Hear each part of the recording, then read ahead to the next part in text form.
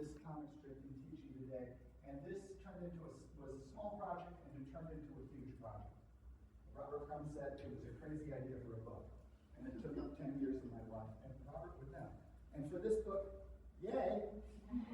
So I got my second Eisner Award.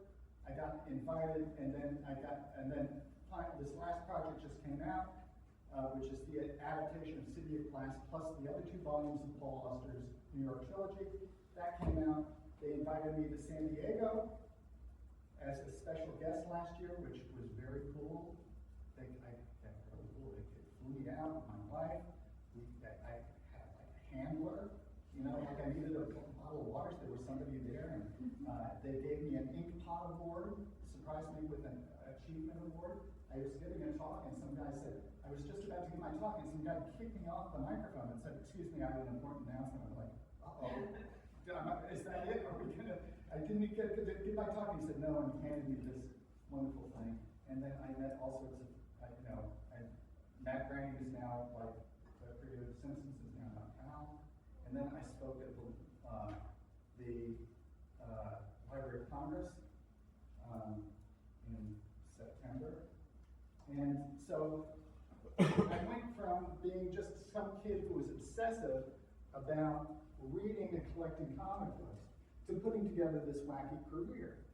Very atypical of a cartoonist. Usually, like you're a cartoonist, you draw 28 pages of Spider-Man a month, or you do this webcomic, the same thing every day, or you have a syndicate and you draw Peanuts and Calvin and Hobbes every day, or you're known for doing this kind of graphic novel with recurring characters. But I've done like anthologies, edited books, written scholarly books on comics, do gag cartoons, essays. I'm like all over the place. I wouldn't recommend this career. Because I'm still scrambling for work all the time.